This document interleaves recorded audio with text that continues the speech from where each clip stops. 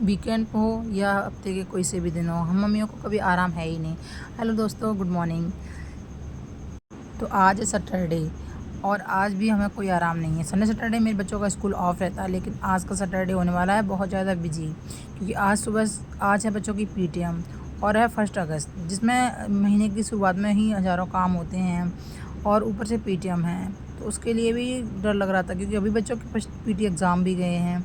तो उस बच्चों से ज़्यादा हमें ऐसा लगता है बच्चों ने एग्ज़ाम में क्या ही लिखा होगा, कैसे नंबर होंगे, क्या होगा क्या नहीं होगा। बड़ा अजीब सा लगता है, बड़ा डर लगता है। और ये थी फर्स्ट पीटीएम बच्चों की नए सेक्शन की बात की। उससे पहले पीटीएम नहीं हुई थी, तो और भी डर लगा था क्या क्लास टीचर कैसे होंगे, क्या होगा। तो बस सुबह उठ गई थी, बाकी सब घर के काम किए छोटे मोटे, और अपने लिए गुनगुना पानी किया। सुबह की शुरुआत होती है 1 गिलास गुनगुने पानी के साथ। और बच्चे सोए हुए थे, पीटीएम थी 10-11 बजे। तो मैंने कहा जब तक घर के सारे काम भी निपटा देती हूँ, और अभी सावन का महीना भी चल रहा हुआ है, तो कोशिश करती हूँ कि पूजा डेली की डेली हो जाए। तो बस पहले मैंने सुबह 1 गिलास पानी पिया, और बच्चे भी सो रहे थे। सोच रही थी बच्चों से पहले ही मैं जितने भी काम होंगे उतने कर लूँगी। और पानी पीते पीते मन में ये सोच रही थी कि क्या पहनना है स्कूल जाने के लिए, क्योंकि कुछ सिंपल लुक लेना है स्कूल में, क्या नहीं है क्या समझ में नहीं आता। अगर और ब्रेकफास्ट में भी क्या बनाना है जल्दी से, क्योंकि आज शनिवार था और बड़ी मन में उथल पुथल मची हुई थी मेरे में। तो बस फिर मैंने सोचा क्यों ना फ्रेशन अप वगैरह होने के बाद मैंने शुरू कर दी थी एक्सरसाइज, क्योंकि आजकल मेरी गर्दन में बहुत दर्द होने लगा है। मैं बीच में बंद कर दी थी, एक्सरसाइज कर ही नहीं रही थी जब से इस क्वार्टर में शिफ्ट हुए हैं उसके बाद से। तो बस सर्वाइकल की प्रॉब्लम है, तो कंटिन्यू मुझे बोला है फिजियोथेरेपिस्ट ने कि आपको कंटिन्यू ही एक्सरसाइज करनी ही करनी है। जो हो सके गर्दन की जो उन्होंने बताई थी वो तो डेली डेली करनी है, लेकिन आलस की वजह से मैं कर ही नहीं पा रही हूँ। तो आजकल मेरी गर्दन में बहुत दर्द होने लगा है। तो बस फिर सोचा कि शुरू कर देती हूँ फिर से अपनी एक्सरसाइज करना। तो बस पहले 2-4 एक्सरसाइज की, और सच बताऊँ तो एक्सरसाइज करने बैठती हूँ ना, तो कुछ ना कुछ और भी मेरे घर में काम होता है। कुछ पानी आ गया था तो फिर से मुझे खड़े होकर जाना पड़ा पानी का, क्योंकि मैंने नल खोल दिया था, मुझे आवाज़ आएगी तो मैं पानी भर लूँगी।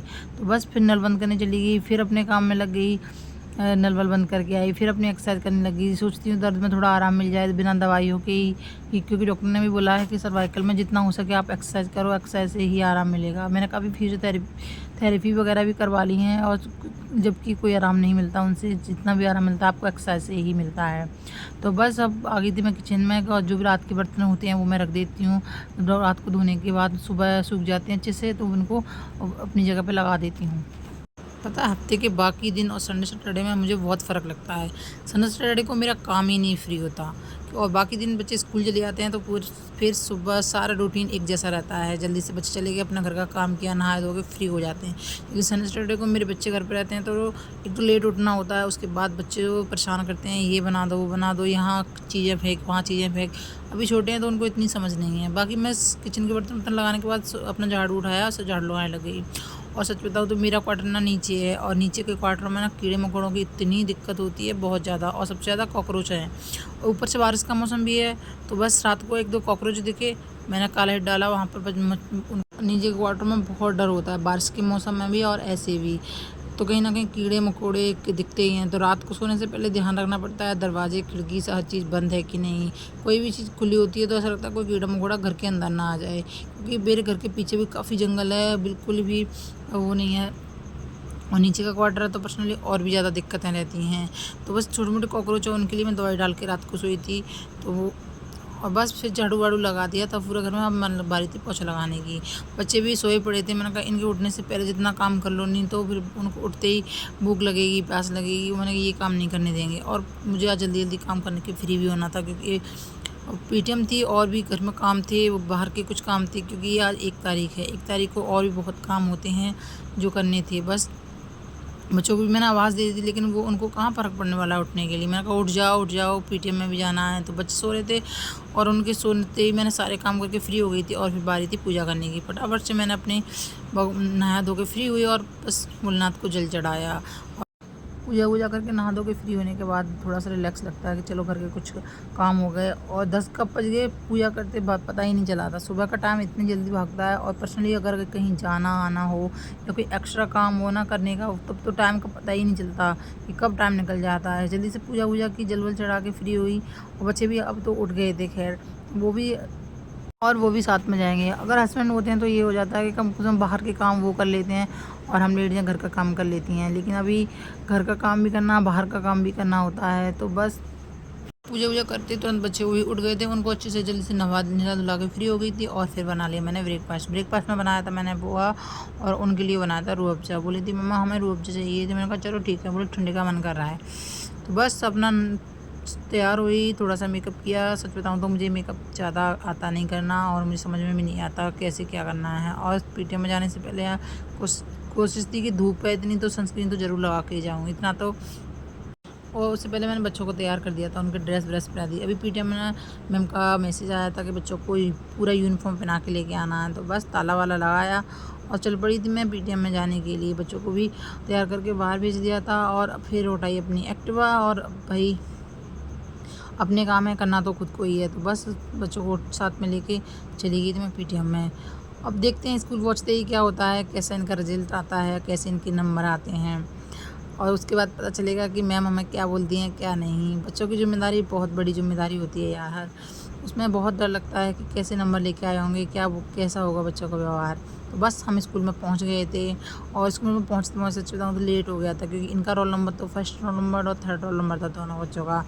तो थोड़ा मुझे लेट हो गया था, तो बाद मेरा नंबर निकल गया था। तो फिर मैंने एक बच्चे की बाद में करी, क्योंकि मैम बोली कि आप लेट हो तो थोड़ा वेट करना पड़ेगा। तो बस वेट करने के बाद फिर आई मेरी बारी। तो मैम ने भर के मुझे शिकायत की। बच्चों की कंप्लेन तो आती हैं, लेकिन इतनी ज़्यादा नहीं की थी मैं। और बस उनके नंबर दिखाए, नंबर काफ़ी अच्छे थे, ठीक ठाक थे मतलब। क्योंकि बच्चे जैसे ही स्कूल एग्ज़ाम थे ना, बच्चे छुट्टियां काट के आए थे जुलाई में, और तुरंत के बाद एग्ज़ाम डाल दिए थे। तो उसका भी फ़र्क पड़ता है बच्चों को ना, क्योंकि स्कूल में तो घर पे तो बच्चे पढ़ाई करते नहीं छुट्टियों में। तो बस मैम ने उनसे उनका डिस्कस किया पढ़ाई लिखाई का, बच्चों के बारे में कि कैसा व्यवहार है बच्चों का, क्या है क्या नहीं है। और ये मेरी तो बस बड़ी वाली बेटी के टीचर से बात होने के बाद मुझे जाना था छोटी वाली के, क्योंकि छोटी वाली की में भी काफ़ी भीड़ थी। तो उसकी भी पीटीएम होने के बाद हम लौट गए थे घर में। और घर आने के बाद सोचा अभी तो लंच भी बनाना है, तो ऐसा क्या बनाऊँ लंच में। बच्चों ने फरमाइश की ये बना दो वो बना दो, छुट्टी है मम्मा आज। तो उनको कहाँ पता कि मम्मा कितना परेशान हो गई हैं नहीं। तो मैंने दाल रख दी बनने के लिए, मैं दाल चावल बना दूँगी। तो उनको पता चला दाल चावल नहीं, आप दाल चावल मत बनाओ प्लीज़, हमेशा दाल चावल ही बनाते हो, दाल चावल बनाते हो। और मैंने तो करेले भी काट के रखे थे, मैं कहा करेले बना दूँगी। फिर मैंने सोचा दाल चावल बना देती हूँ इनके लिए और करेले भी बना लूँगी। तो उन्होंने दाल चावल को सुन के ही मुँह चढ़ा लिया था। मैंने कहा ये खाना खाते समय ऐसे ही रोती रहेंगी, तो सोचा क्या बनाऊँ। तो अभी मुझे दाल तो रखी थी बनाने के लिए, सोचा तो दाल ढोकली बना लेती हूँ, जो कि काफ़ी टाइम से नहीं बनाई मैंने। मुझे लगता है मैंने इस क्वार्टर में बनाई ही नहीं है। तो सच बताऊँ हमें ना दाल ढोकली खाने का चस्का भी कहाँ से लगा पता है, तारक मेहता से। जब हम तारक मेहता देखते थे ना, तो उसमें दाल ढोकली अक्सर बनती थी, और मैंने वहीं से बनाना सीखा है। वरना मुझे बनाना आता ही नहीं था। कुछ चीज़ों का ना, किसी चीज़ हम देखते हैं टीवी सीरियल में, तो बड़ा वो हो जाता है कि हम भी बनाएं। और सच बताऊँ तो हमारी सबकी ना ये फेवरेट हो चुकी हैं, मेरे बच्चों की भी। और बच्चे भी बड़े चाव से खा लेते हैं। तो साथ के साथ मैंने करेले भी बना दिए थे, और दाल ढोकली की दाल भी बना दी थी, और आटा भी लगा दिया था। और अपने करेले बना के भी रख दिए थे। मैंने कहा बच्चे नहीं खाएंगे तो कोई नहीं, हम तो खा लेंगे। बस तो अब इस किचन की तैयारी में लगी थी लंच बनाने की मैं स्कूल से आते ही, क्योंकि हमें कोई आराम है ही नहीं। और बच्चे खेल कूद रहे थे, मस्ती कर रहे थे। और सच बताऊँ तो इतनी गर्मी हो रही है, इतनी गर्मी बहुत ज़्यादा। बारिश तो इस बार ना चंडीगढ़ में इतनी गर्मी देखी मैंने पहली बार ही। मुझे कई साल हो गए रहते, लेकिन चंडीगढ़ में इतनी गर्मी मैंने पहली बार अनुभव की है। क्योंकि इस बार शायद बारिश बहुत कम हुई है। अब तो हो जाते हैं, बारिश होती ही नहीं है। शायद बारिश तो बरसना ही भूल गई है कि मुझे बरसना भी है। जब बारिश हो जाती है तो थोड़ी बहुत राहत मिलती है। और सच बताऊँ तो घर से बाहर जाके एहसास होता है कि गर्मी भी है। पीटीएम में गई थी, बहुत तेज़ धूप थी, इतनी तेज़ धूप की कुछ पूछो ही मत। जब लगा कि है गर्मी है, तो घर में रहो कूलर पंखों में, पता भी नहीं चलता कि बाहर गर्मी भी है। तो बस किचन में लंच बनाते बनाते ही और मेरा हाल बेहाल हो गया था गर्मी के मारे। आज कुछ ज़्यादा ही गर्मी थी, ऐसा लग रहा था बारिश होगी, लेकिन बारिश हुई नहीं।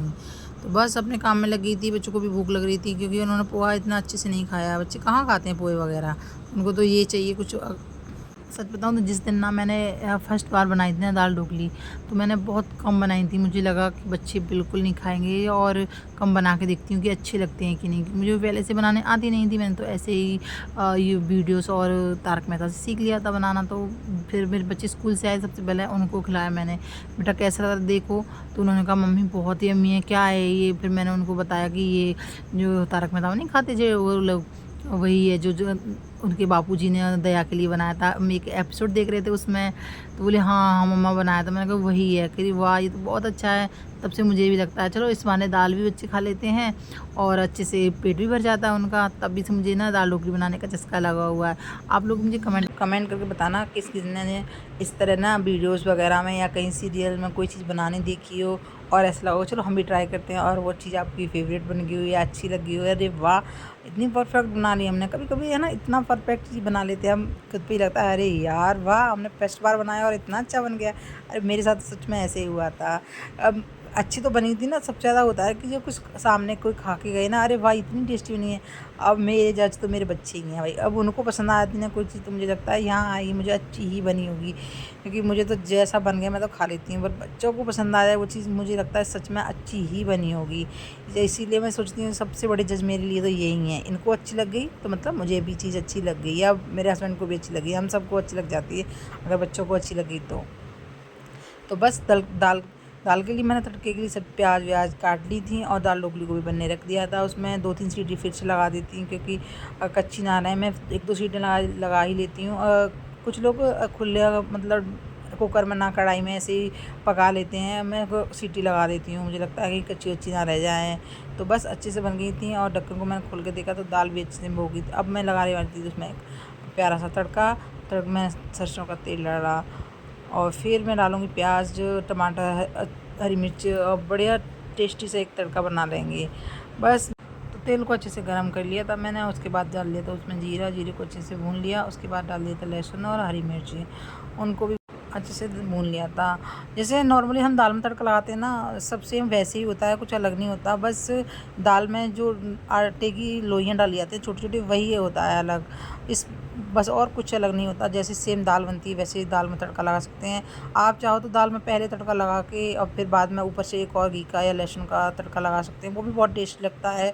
चाहे ऐसे बना लो सिंपल, मैं तो सिंपल तरीके से बनाती हूँ। और अभी मैं थोड़ा मुझे जल्दी भी थी, पीटीएम से आते आते मुझे 1-1:30 बज गया था, क्योंकि काफ़ी ज़्यादा पेरेंट्स से भीड़ भी थी पीटीएम में। तो वही नंबर आने में एक टीचर के पास कम से कम 10-15 मिनट तो लगते ही हैं। तो इस चक्कर में काफ़ी मुझे थोड़ा लेट हो गया था, तो मैंने सोचा जल्दी जल्दी बना लेती हूँ फटाफट से।